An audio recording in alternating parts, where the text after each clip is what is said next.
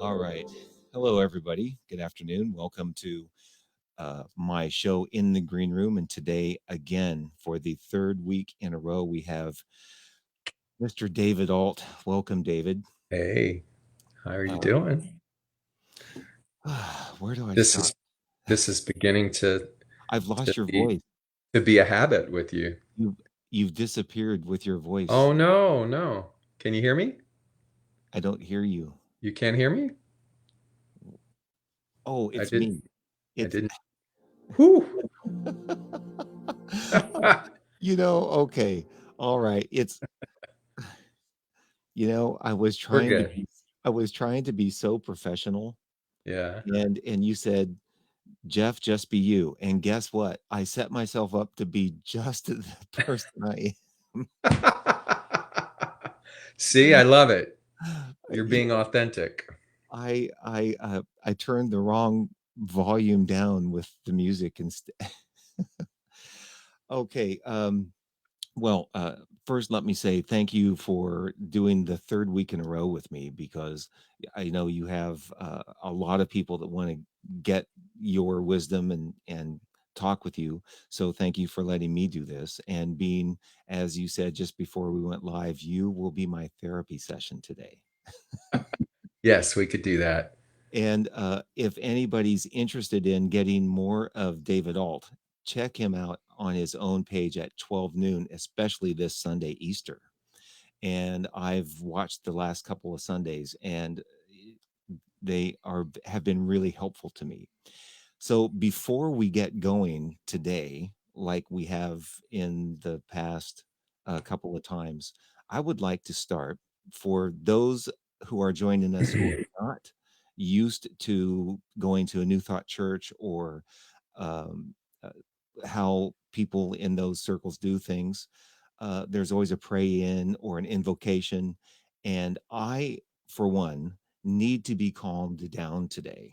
And I need to be centered. And I'm hoping to focus this uh, talk with David today, finding my center in this chaotic crisis type of world I'm living in. How do I find my center? And in order to start that, I would like to have David do an invocation and set up the conversation in help me calm. Is that okay? Sure. Okay. So you indicated a little bit about what that is. So it's really just an invitation. It's you're inviting in your own sense of personal permission. You're inviting in anything that you believe in or align with in terms of a relationship with some other um, force, be it God or whatever it is that you're comfortable with. So I just tell people to close your eyes and to take a deep breath. In fact, when you do take a breath, let it be a little bit deeper than normal. And you could try a little mathematical equation and breathe in on 3, hold for 2, and release for 5. So that's a count of 3, breathe in, and then hold for 2, and then take your time on 5, releasing that. If you could do that just a couple of times.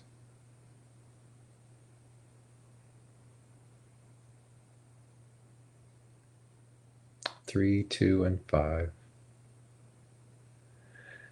And what that does is that it trains our mind to focus on the now, because breath is immediate and breath is now, and it is in this now moment that we create a conscious verbal intention to invite in any and all support systems, whether that be the God of your understanding, whether it's source, whether it's divine life, whether it's angels, whatever it is that you align with. We just invite them in, and we surrender our intellect, we surrender our need to control to all of this support team.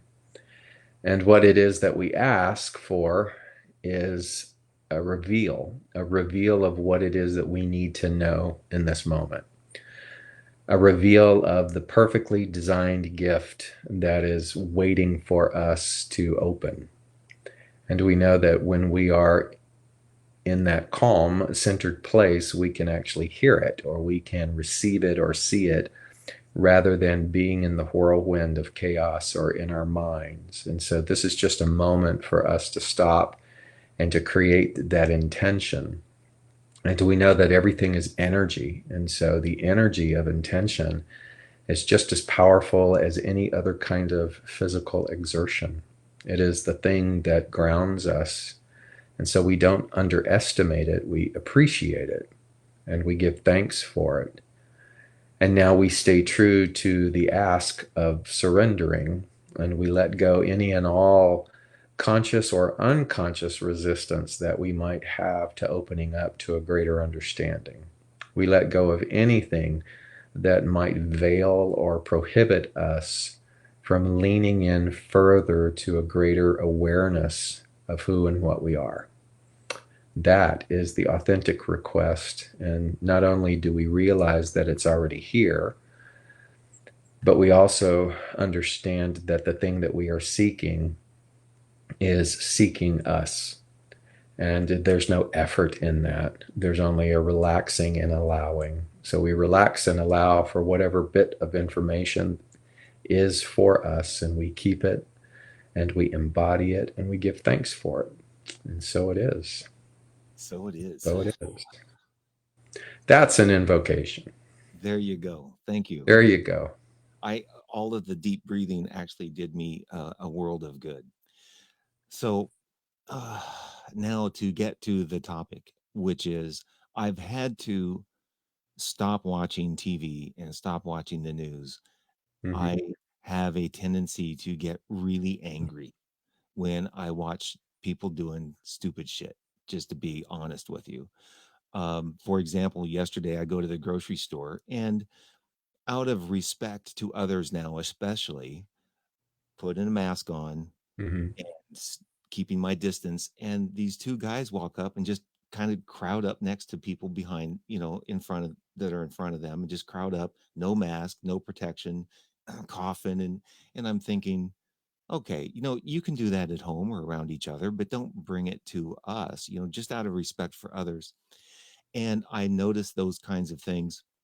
I've had to even stop watching my own news feed on Facebook because people are angry and understandably so. But to set this up, when I first started being an usher at Agape, and they had on the Wednesday services alone anywhere from 500 to 1,000 people, and my first duty as an usher was to when meditation service was closed, I would have to stand and say, I'm sorry, meditation is closed and you can't go in now until service. And the amount of people that would barge by me and go in anyway and create a ruckus and disturb the meditation service, I would get upset. And my captain, my usher captain, would gently put her hand on me and say, Jeff, don't let it take you from your center. Stay centered. It's about that's let them be them. You Mm-hmm. keep your center. Don't let it affect you. And I'm trying to think that of how how do I keep my center during all of this time? So not only do I have those things to be angry about, but then on the other side, the sadness about the people that are actually dying and the families that are hurting and suffering. And one last thing to set this up, I was noticing, reading this morning, Lady Gaga was in charge of putting this big, famous, all these celebrities together, and she made a statement of, you know, uh, we are not really all in this together because being all in this together is different for other people, for different people. And Mm-hmm. there are those of us who being in this together is, as you described last week, it's birthing and ugly and icky and you have that. in order to get to the beauty. And then you have those that are well off and in their nice homes and have people there taking care of them and doing their shopping, and they don't experience the suffering the way some of us are. So it's different for everybody. And then so that makes me sad and angry. So in all of that, Hmm. and that's a lot, how do I keep my own center and do my part? And I understand then when I turn that to me and my own growth in the overall scheme of things, I'm actually kind of insignificant to all of that. Um, but I want to be a bigger presence and more of a beneficial presence. Um, that's sort of the meat of what, and Hmm. it's not, it's a lot actually. So let me start off by asking you a question. Yeah. When you say I want to get back to my center, what is the center for you? Oh, feeling as if everything is okay. Okay.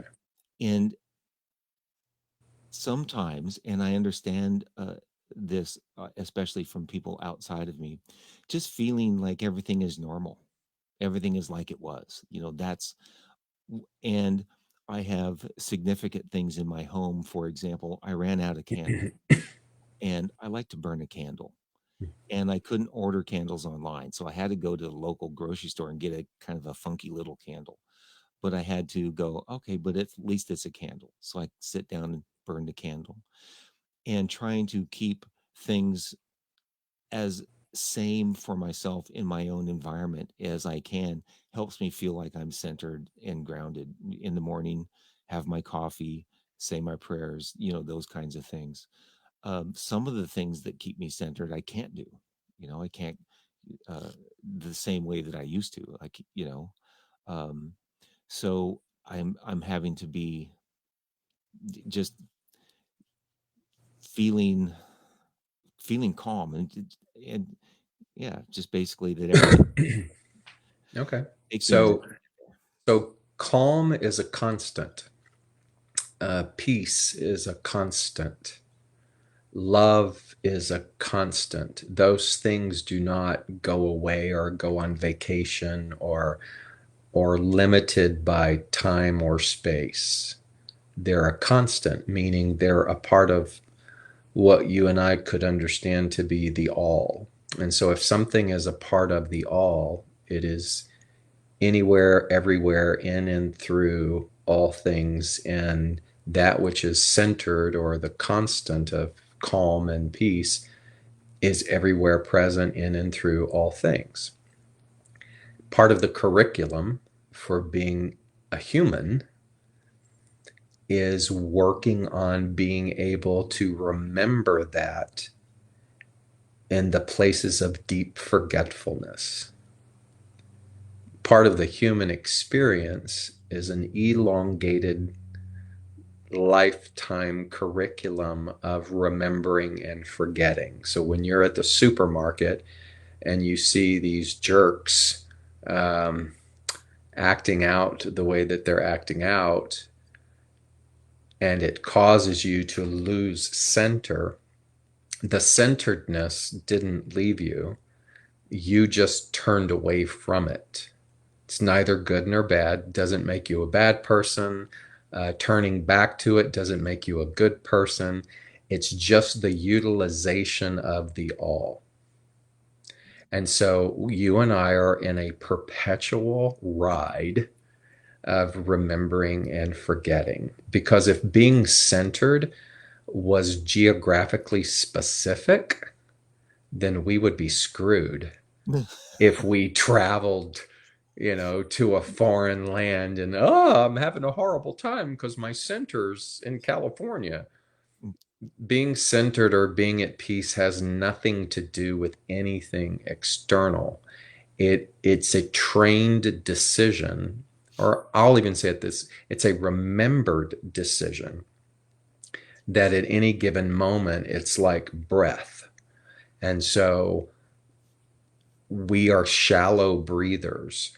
by nature, and we hold our breath a lot. And when we're angry, we're holding our breath. And so, even though we hold something that is always there, breath is still there as long as we're alive.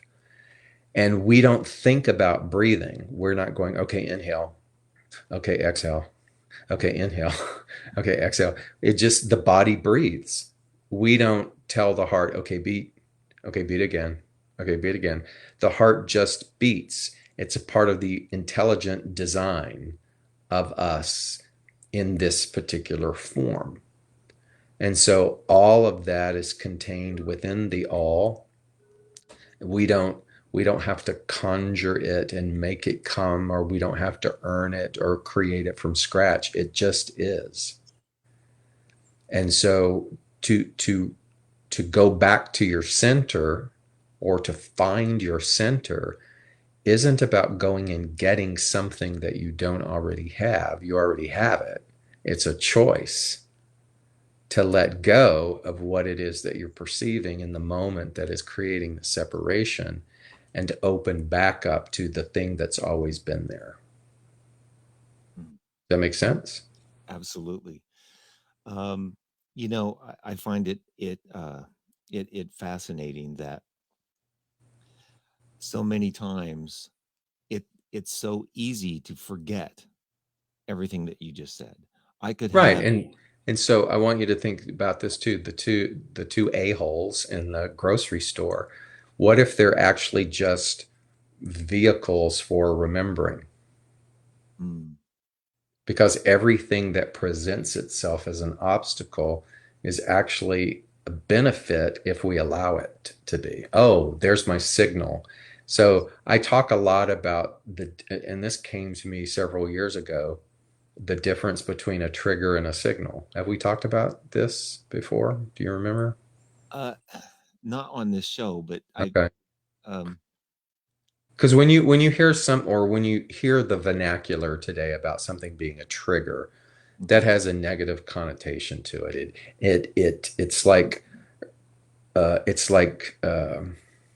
It's like hurting an existing wound. It's like opening a wound. It's like opening a bad memory. Oh, that makes me triggered. And I'm thinking, what if all of those things are not that thing, but what if they're just signals? So what is a signal? A signal is something directional. A signal is something that's trying to get our attention to guide us to dot, dot, dot. And so those guys, what if they're not a trigger for your injustice button, but what if they're a signal for you to go, oh, I forgot, let me breathe and go back to my center?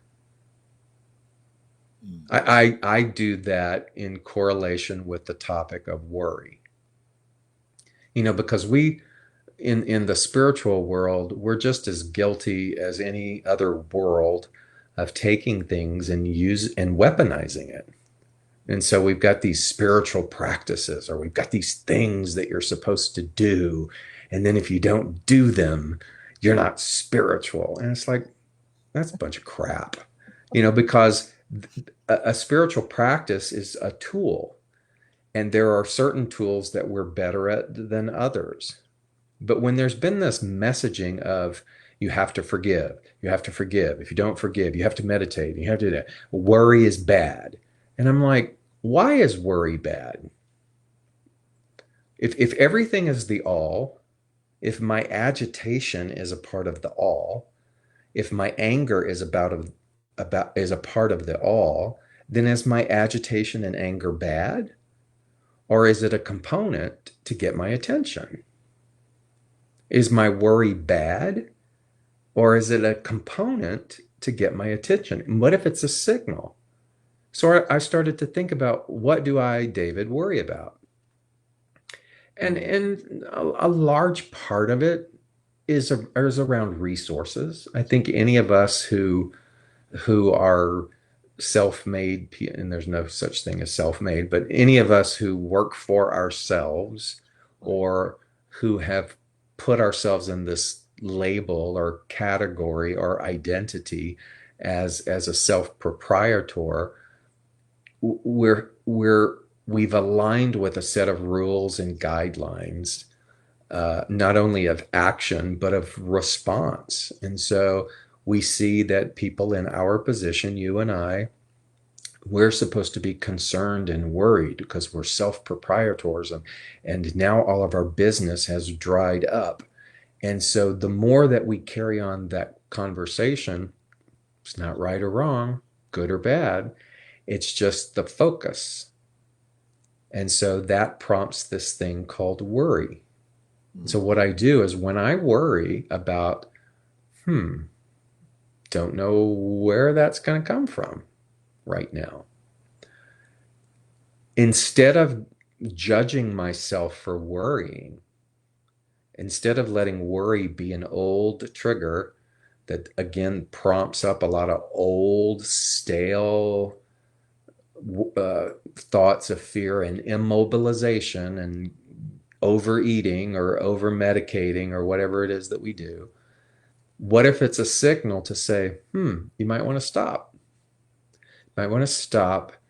And this feeling is trying to get your attention to signal to go, can you remember a time in your life when you did have enough? Can you remember a time when there was sufficiency? Can you remember a time when you may have been in this same situation, but somehow it worked out because here you are? And if everything's energy and that signal is trying to get our attention, then all of the sudden, instead of feeding the narrative and the old wound of, oh my God, here I am again, I'm like, oh, I'm going to sit here for a moment and I'm going to direct that energy towards a remembrance of when there was enough.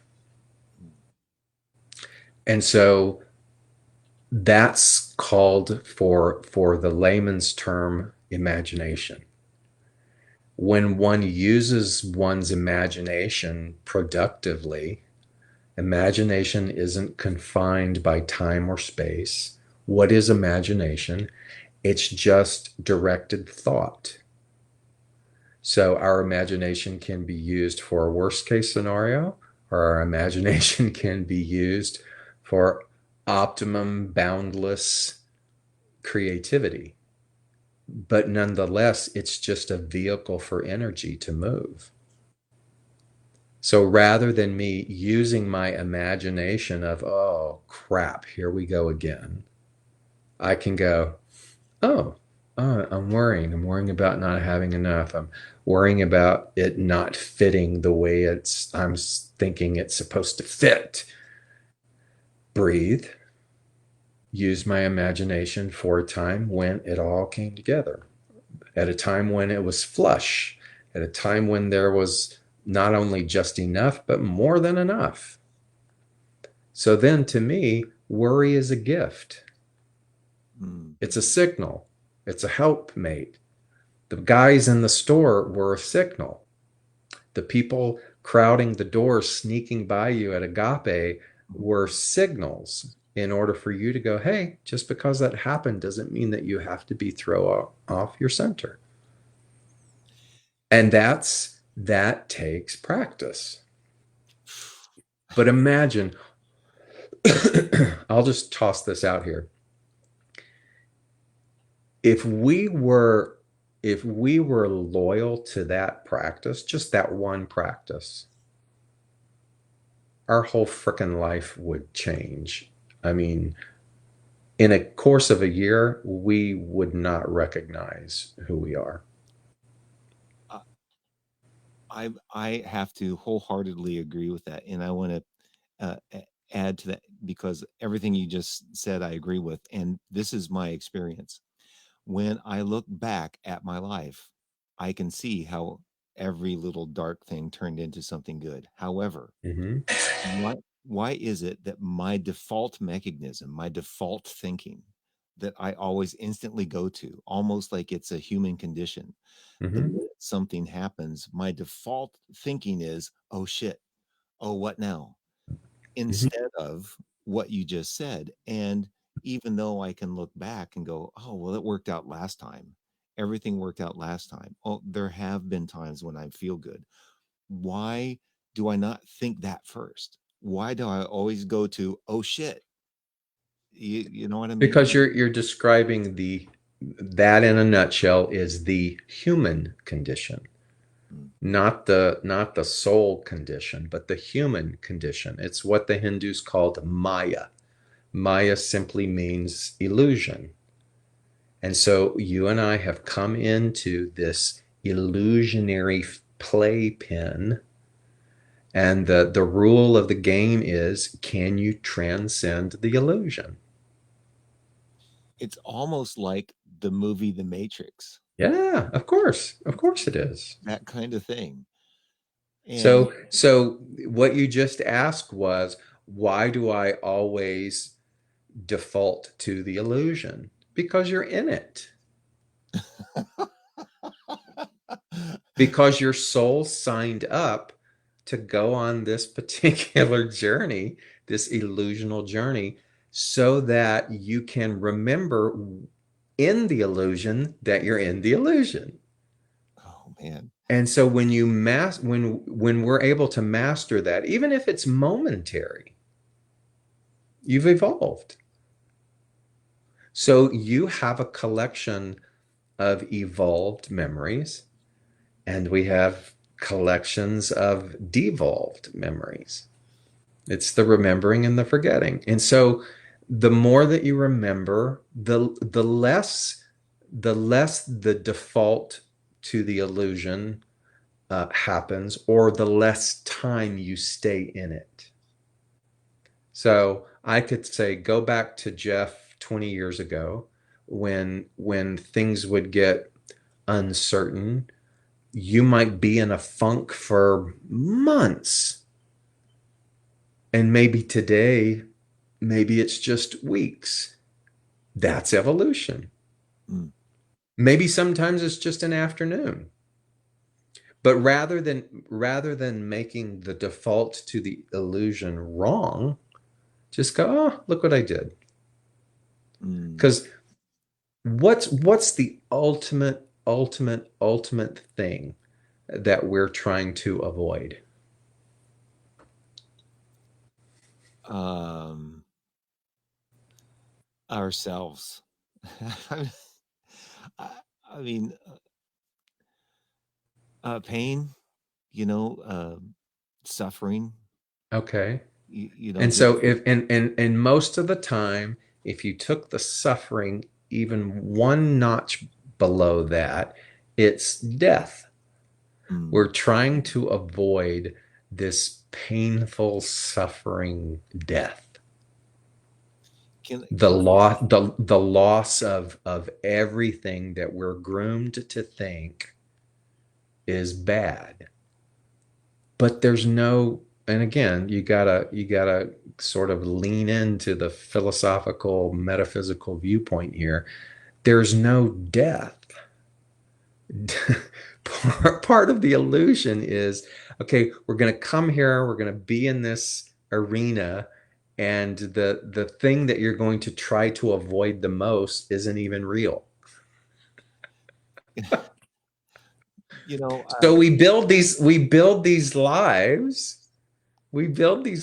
these preservation systems, these jobs and IRAs and structures and savings and things in order to prevent something happening called death. Death really is just a graduation. It's probably the best accomplishment we can ever have, because we release what is no longer serving us, and we move into the next journey. Of course, not everybody thinks that way or believes that way. But if you start to see what is the chief motivating factor, what's the chief fanning the flame behind your fear, is that you're going to die. right. I gotta say, what I went through this last weekend, when I started to feel sick, and my head started telling me, oh, what if it's the coronavirus? That sort of thing. And the more I thought about it, the more I felt the symptoms. And then I thought, well, Mackenzie went to her mom's. If I actually do come down with coronavirus and not able to breathe, I'm pretty much, this is what I went through my head.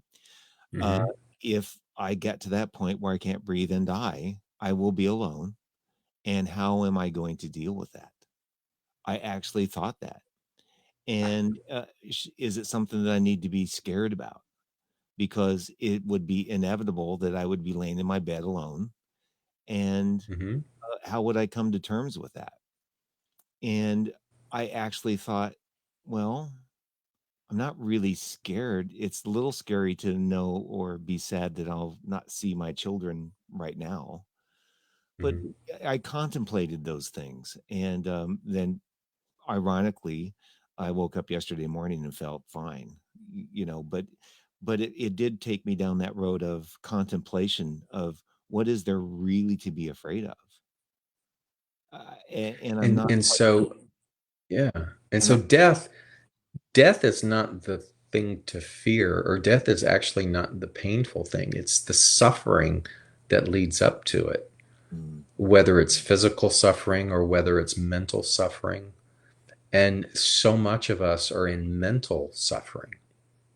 When we see death, when we categorize death in all of these horrifying states, murder, rape, um, poverty, starvation, pandemic, you name it, all of the horrors that are a part of this human small r reality, um, that's a whole load of suffering. And so when you think about that, and a majority of it is unbearable, then unless we have whatever belief system we have, if our belief system says yes, it's unbearable, and you and I are helpless to that, so we must fight it, then it will always be unbearable. mm, And we will exit this existence in this body with it being unbearable. So we look at people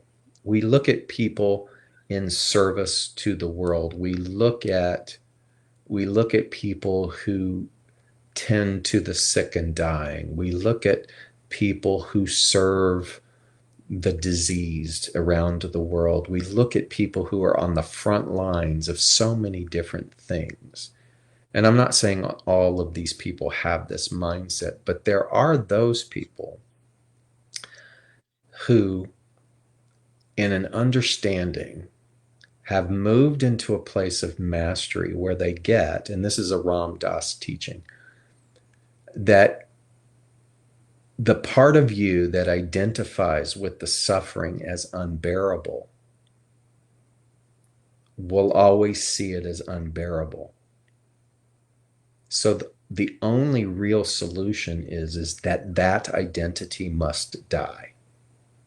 mm, Your identity that sees the suffering.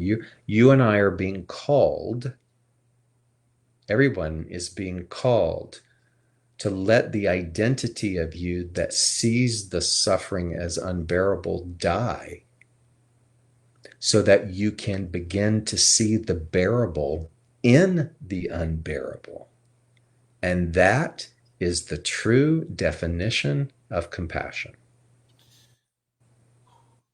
that was pretty deep. I mean, It is I'm deep. sorry. And I will tell you that when I heard that, when I read that, when I've sat with that and studied that, that's the only thing that has quote quote saved me in the work that I do in the slums of India, in the villages of Cambodia, in the midst of some of the most horrid things that you will ever see, in the slave labor practices in those young girls in Guatemala that my foundation tries to serve. I would walk away sick, physically sick, mentally sick, and my body would deteriorate. And I go, I can't sustain this. Right now, we are seeing nurses and doctors and healthcare workers who can't sustain it because the perception of that, and rightly so, because it's a part of the human thing, is it's all unbearable. The only thing that brings bearability to the unbearable is the part of us that must die that sees it as unbearable. So, what part of us is that? It's the mental part that has decided that life is this and death is this. When we're all just souls here going through this playing field, if you will, of illusion. Yeah. And that's not everybody's cup of tea. And so it's that doesn't that's why I always say to people when in my teachings and guidance and sessions, keep what works for you and discard the rest, because I'm not here to try to proselytize or prove anything. I'm just offering you what it is that I have. Mm. You know, I was thinking of an analogy the other day when I was talking of we as human beings are just another part of a living, breathing organism, which is called Earth. Mm-hmm. And all of the living, breathing things, just as humans, die. And sometimes it's not ugly. Sometimes they eat each other and all that stuff. Mm-hmm. We are just part of all of that same thing. Mm-hmm. And it it happens. There is no escaping it because it is part of this living, breathing organism. So trying to change it doesn't work, I think is And that causes suffering. it does it trying to change it causes suffering. Exactly. That's the cause of the suffering. You're trying to change the illusion rather than going, oh, So here's another concept I want to well, kind take a breath for a moment. of Does that land for you? uh, Instead of let's rushing on to something else, just think a moment. Um, if this is going to be a therapy session with you, it's like, what about that don't you like? That's a fair question. Is there anything about that that you don't like? Is there anything about that that you push back? no. Um, it makes me sad to know that children suffer, especially when I think of my own child, Mhm. because I how I always try to put it into this context because I love my children so much Mhm. that if I knew they were in a somewhere in India or someplace and being sold as a sex slave or being thrown into some sort of uh, labor thing and to have them suffer, I would be so distraught and hurt, and I would suffer. Mhm. And then at the same time, in a spiritual context, right now I can think this way because I'm talking with you. In a spiritual context, I would have to let it go and be part of the all of it is. And Or I wouldn't say let it go. Let it lead you to the action that is going to be the most compassionate, wise action. So, just as a reference, I was brutally abused as a child, and I knew it somewhat, but there was a big chunk of my memory that was gone. And it wasn't until last year in 2019, after several years of exploring shamanism and doing a lot of work in that arena, that dissociative trauma unlocked itself, because the brain is amazing, right? So all of this stuff that I had, you know, escaped my body from in terms of human survival, it all came back after a series of elongated study. mm, And that initial rush of that memory coming back, and the pain and the shame and uh, the the helplessness of all of that sexual and physical abuse um, came up, and it was a lot. And if it hadn't been for skilled people around me, I don't know what I would have done. But I'll just call it the recovery period from that dissociative trauma being brought back into full form makes my life, it makes sense of so much of my life and so much of my patterns of my behavior. It explains why my work that I do overseas with Kaleidoscope Child Foundation makes me so driven in that regard. It explains why 16 years I have kept showing up in these situations, even when the funding didn't seem to be there, even then my physical state didn't seem to, because that traumatized child of me was acting or responding in order to try to be the help for these children. Like, we got over 1,000 children now in these 3 countries, and so I see it now as this divine patterning. Oh, of course this is what I would gravitate to because of my own situation. And and so I'm not just kind of, verbally vomiting philosophy. I'm giving you a boots to the ground framework of the things that I've come to realize in my own life. And I can in all integrity, I can look at you on this broadcast and I can say there's nothing in this that I would want to change, because the soul part of me, and this is, again, this is, some people got to take small bites in order to digest this, but the soul part of me signed up, just as the souls of the perpetrators signed up to create this, I'll call it an opportunity. So when I work with traumatized people, when I work with the suffering, and even if it's just a generalized topic of forgiveness, I will say, is there a part of you that can consider that the biggest perpetrators of your life are the ones that loved you the most on a soul level? Because all of you agreed to come in and play these parts in order to facilitate you evolving into what it is that you said you wanted to evolve into. That's, if there's a label of simple and advanced, I would say that that's advanced thinking. That's an advanced practice. And not everyone is ready, and not everyone would want to do that. I just choose to operate that way now because it's the only way that makes sense after all of these years on the planet. Otherwise, like we talked about in the beginning, it's just one big ball of suffering over and over again, just a repetitive avalanche that doesn't stop. Yeah. You know, what you said, I appreciate what you said and making me stop.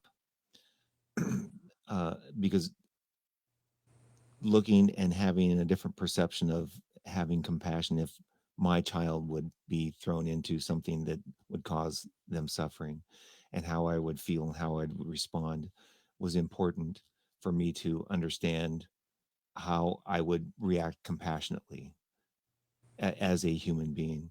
But Mm-hmm. also at the same time, you said something else, because I also believe that we all come here to serve different purposes. And that the thing you said about those that are suffering are there for us to be a reminder or stimulus into bring us to a higher understanding of compassion. Mm-hmm. Um, and that um, I read a book once about Journey of Souls by Michael Newton, where he talks about all of us making a choice of what we're going to do when we come to Earth.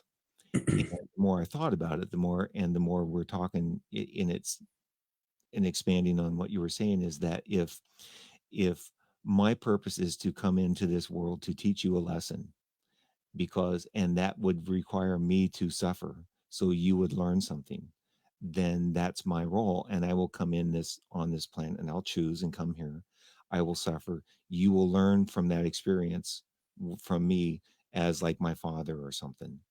I i, I buy into that. I believe that we all make those choices to come here, because it's one that, in all honesty, is the only way I've been able to make sense of somebody who comes in and dies at 5, a child, and that Mhm. child wasn't here for them. It was here to serve a lesson to those, the family around it. It catapulted them into something that they chose to come and learn an experience of.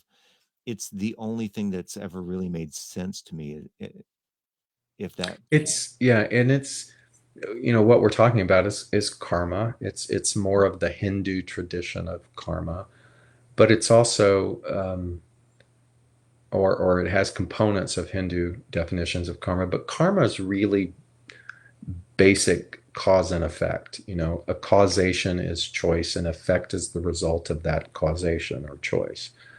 And the more within this particular expression, this lifetime, that we gain self awareness, the more that the cycle of the suffering or the acting out or the fear, the more that those cycles are disrupted and a new cause or a new choice is made, then each carnation or karmic expression continues to spiral up. And so it's like a perpetual classroom, multiple lifetime.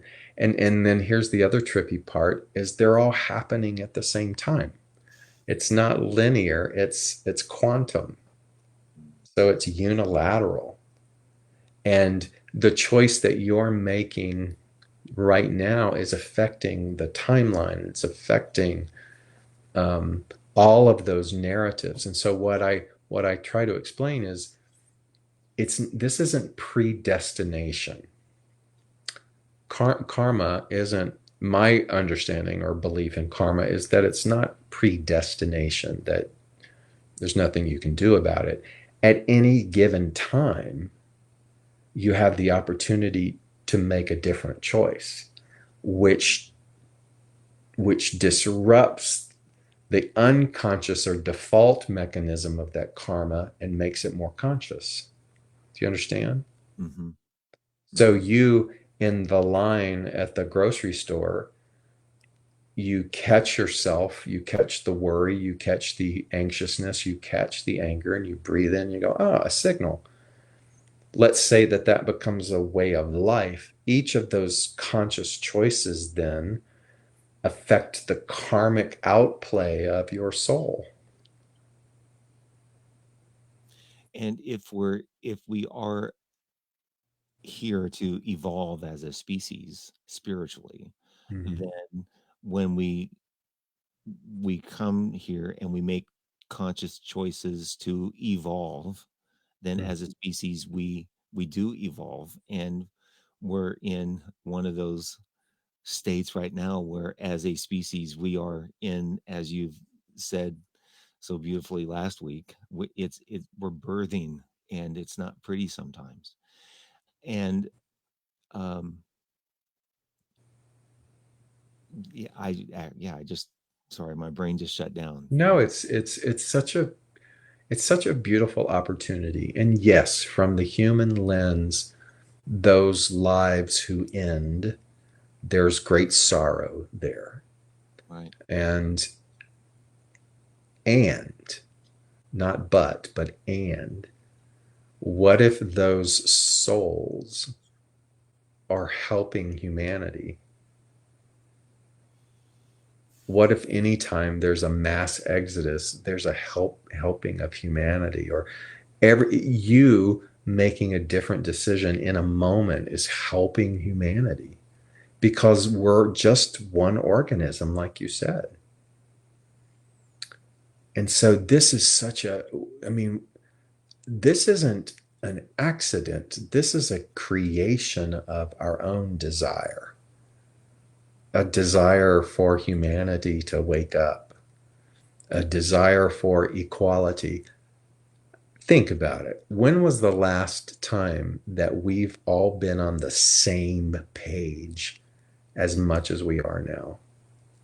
Uh, Yes, there are different economic brackets, but there is also a same page quality about this that to me feels unprecedented yeah, yeah. Well, in terms of an entire world shutting down. and to prove that scientifically, uh, uh, I turned on Brian Williams at the end of his broadcast yesterday, and he said that scientists are seeing a decrease in seismic activity. There are less earthquakes right now, noticeably, and they think it's because of the noise quieting. The earth is quieting. The air is getting cleaner. Things are getting quiet, and the earth isn't shifting as much scientifically. And I think that's part of what you were just saying. This is really it's unprecedented. It's a time in which we're all forced to take a really big, deep breath. Right. You Um, know, I think we've discussed this in past sessions that it was like this after 9/11 mhm. briefly, where humanity was dropping its separations for the moment and helping one another. Same thing happens in natural disasters. And it's starting to happen now. There are just as there are noticeable acts of selfishness, Mm. there are equal, if not more, acts of people helping. You know, my lawnmower broke. And I changed the spark plug, I changed the oil, I cleaned the filter, and it still wouldn't work. So it just meant the carburetor. And I called, that's out of my wheelhouse. I don't know how to do that. So I called because I'm in the South. I'm in Atlanta, and the grass grows, and it grows a lot. And it was going to be 4 weeks backlog to get this thing repaired. And I called around, and so I went on this site, and maybe everybody has access to this. It's called nextdoor.com.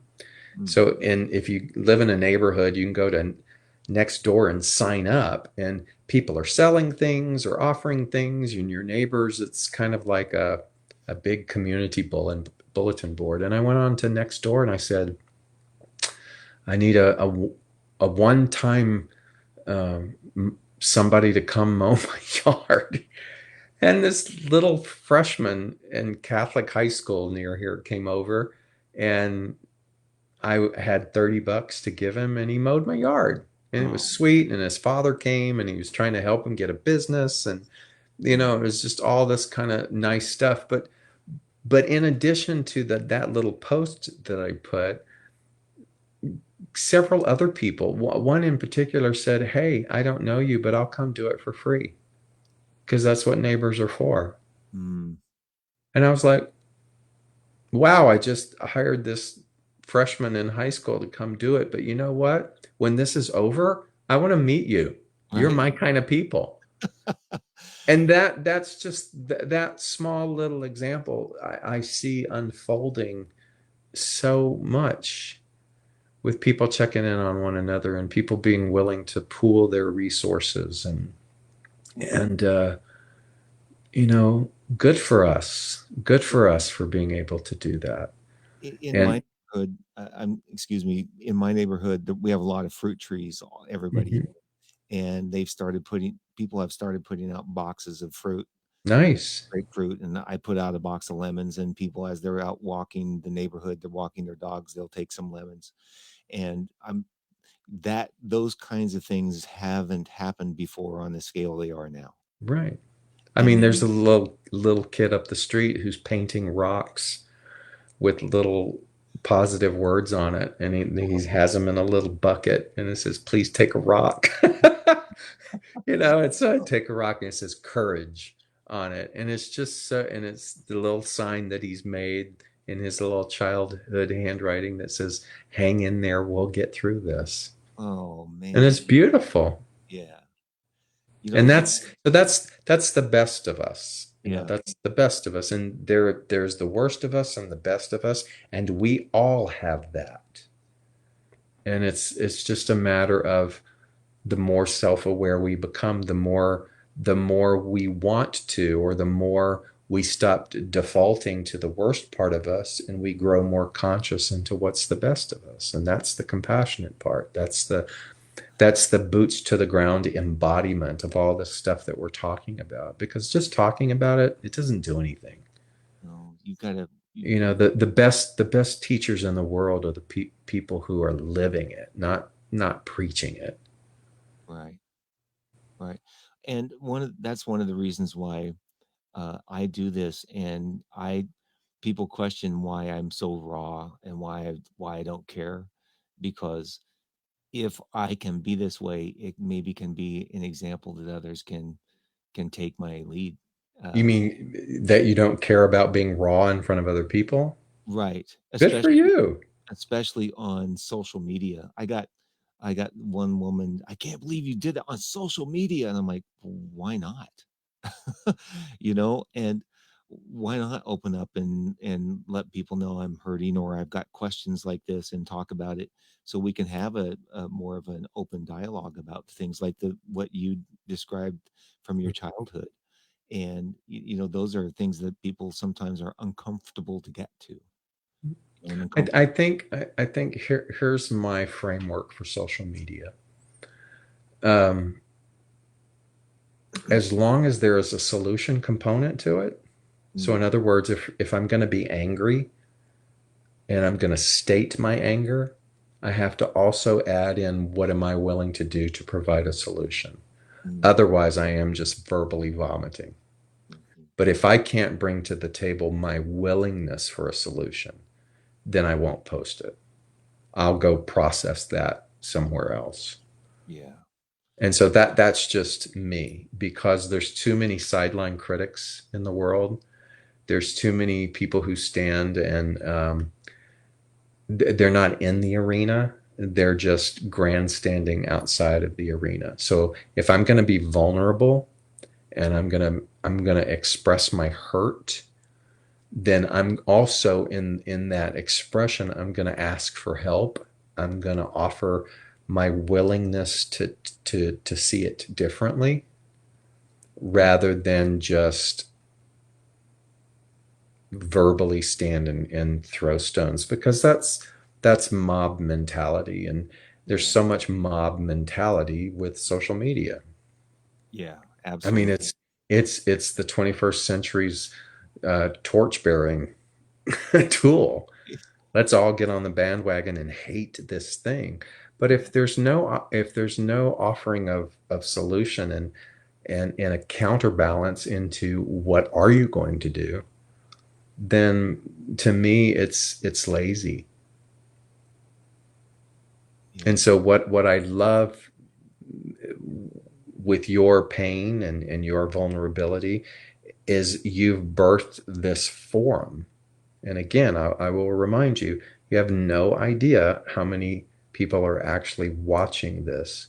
Even if they don't comment, even if you don't hear from them, this still has a life, Yeah. and it has a life outside of what it is that you can control. I do have to admit and apologize, because I have seen that a few people have texted on the live feed, but Mhm. while you're talking, and I want to apologize, Oh, I can't necessarily pay attention, sure. because what you're saying to me, I if I lose my focus, I can't No stay problem. in the conversation. Do But you want to, all, we, I know it's 7. Is there, yeah. take a quick glance. Is there a question that you feel is provocative and I can try as be succinct as possible? No, nobody really, what I thought about doing halfway through, I thought about, uh, putting up my phone number and asking if anybody wanted to Mm, call in, but the meat of what you were saying was so poignant, so, I just really needed to hear, um, okay. that um, I just had to just go and not take phone calls. Uh, but a lot of So, and so you can add this too to your audience. They can they can DM me on Facebook. They can write me at davidault.com, and I'll do my best. You know, I'm trying to give like you're giving, uh, with my time, and and I'll do my best to answer. and the good news is, David, I believe your website has been up underneath us talking most of this whole time. Okay. So if people want to get in touch with you, uh, Hmm. I highly recommend people connecting with you because you every time we talk, I take something, I take way more than I give, my friend. Oh, but see, you're giving the forum, so you can just, I tell everybody, if you don't have, I was going to say if you don't have plans for Easter, we Right. don't.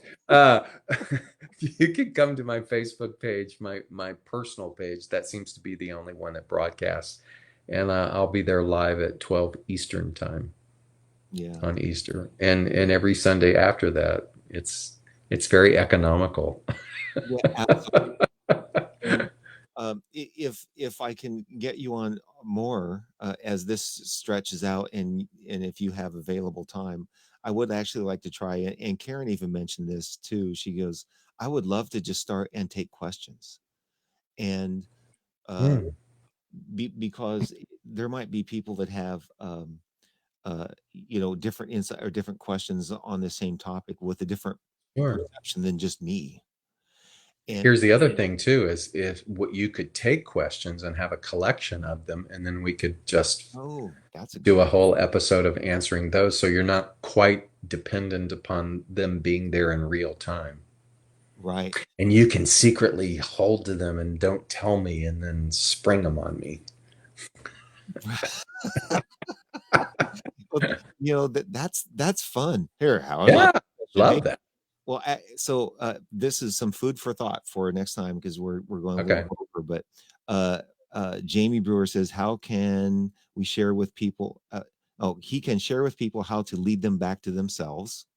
A little bit of that you sort of talked about today, and then how do we get Kimberly Gold says, "How do we get past the worst parts of a relationship with power struggle, egos, etc., tap into our humanity, kindness, now that all that stuff shouldn't even matter?" I'm just reading some things now. What we could do is have something where we could take a couple of those questions That'd be and great. and Because each of those deserve a quality, some quality time. time, not just oh yeah, just go pray, say four Hail Marys, and you're good. So let those people know that I'd be happy to spend some quality time because, first of all, thanks for asking, and by asking, you do deserve some quality time. So let's make an intention to do that. Ah, Thank you, my friend. I thank you so much. I'm going to take us out in my usual kind of way with a little bit of music, and hopefully I won't mess it up like I did in the opening. All No right, worries. thank you, David. I love you, my friend. I love you too. Take Okay, care, Jeff. bye. Breathe. Thank you. Okay.